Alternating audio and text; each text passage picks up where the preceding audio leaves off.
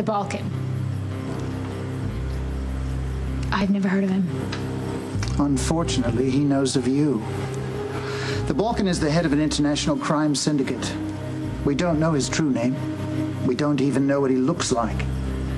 But we are beginning to understand his methods. The man who tried to attack you at the press conference was hired by the Balkan. The man who tried to slash my face? There's a clear line between this man and the Balkan. What we're trying to understand is the connection between the Balkan and you. Can you think of any reason why this man, whom you've never heard of, would target you? Ms. Walsh has pursued an inappropriate relationship with my client. How so? On more than one occasion, she has made romantic overtures, which Mr. Corinthos has rejected.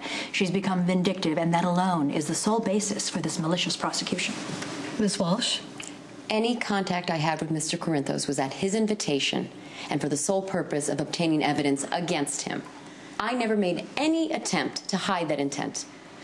Once our conversations are heard, any of the recordings, you will see that Mr. Corinthos' intention... A man telling a woman what she wants to hear could never and should never be construed as anything even resembling the truth. That is pillow talk hearsay. The argument as to the admissibility of these recordings can be revisited at trial.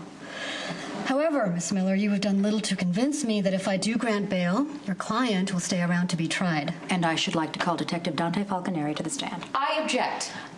This is the detective who has been assigned to investigate the shooting of John Zakari. He can also speak as to my client's character, and character witnesses are often called during bail hearings, even those that are rushed through to railroad a defendant. Your theatrics are not appreciated, Miss Miller. Keep them up and I will fine you for contempt. Apologies, Your Honor. I'll allow the witness, Detective Falconeri. You may take the stand.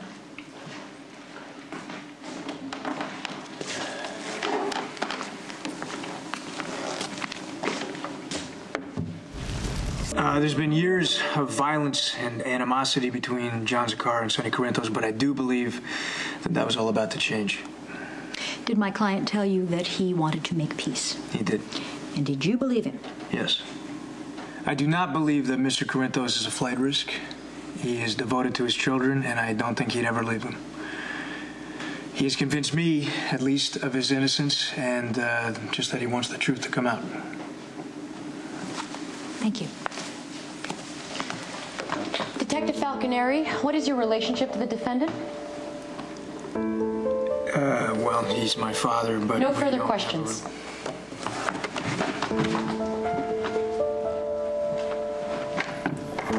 I do appreciate your concern. Thank you. Miss Barrett, the Balkan is not one to be trifled with. I have no idea why someone would come after me unless they're involved in some sort of exploitation of children. Will you contact me? If any link comes to mind, if you notice anything suspicious... Cartulos put me up at this hotel. I'll be safe. One hopes. Well, I'm sure that you will go and find the Balkan. Good evening, Miss Barrett. Good evening.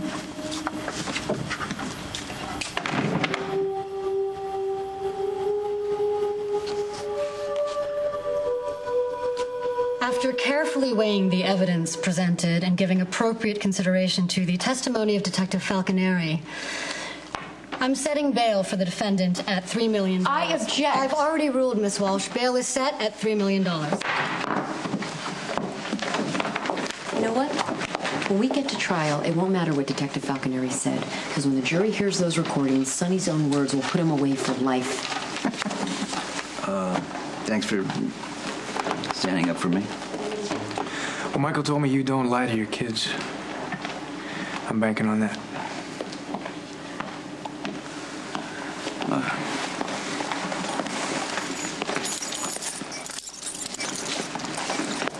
Free again. Bet you hate that. I should, shouldn't I? You don't feel anything right now, a little bit? Nothing? Does it matter? Not anymore.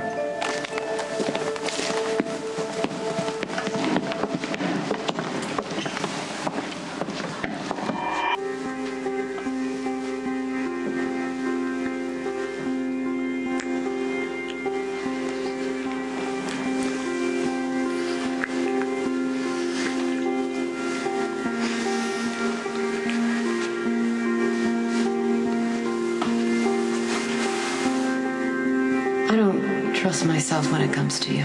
When you finally do, you know where to find me.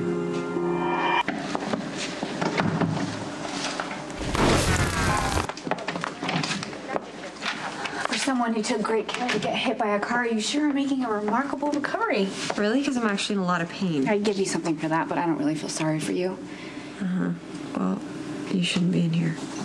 Funny you're not reaching for your call button, so I guess it's not a stretch to say that you're actually enjoying this. You need help. All right, from one doctor to another, you are not yourself, your version of I will reality. not play this game with you. Skewed. You are the psychopath that threw yourself in front of my car just to get a reaction from my husband. And you know what? You know what he thinks of you? He thinks you are sick and twisted. And he and I will make sure everyone knows it. I just saw Lisa. Yeah, what lies is she telling you? Dr. Henry. Are you sure? 3827, Dr. Garrett. She's lying. Call 3827. Are you kidding me? Man, she broke into my house and she kidnapped my daughter. She's delusional. Go talk to her for another 5 minutes and you'll see what I'm talking Okay, about. if that's true, she's doing a pretty good job of hiding it. But better than some other people. And what the hell is that supposed to mean? I could see how you would want to make Lisa the bad guy here, that she's had some sort of evil plan to seduce you away from Robin. Call 5432, Dr. Kyle O'Leary. Sleeping with Lisa was a mistake. But it doesn't give her the right to terrorize my family. When Robin's locker was trashed, who found it? Robin. Did anyone see Lisa there? No. And tonight, when Lisa supposedly ran in front of I was Robin's standing car right there. and you saw Lisa run out I saw into her the roll street. up the hood. What? What? Maybe the person who is losing their mind here is not Lisa. Maybe it's Robin. You want to get this over with? You know the part where you tell me I've got a conflict of interest and I'm going to bat for my gangster father and you're going to have my badge because of it? Did you testify truthfully to the best of your knowledge? I did. Then we have nothing more to say to each other.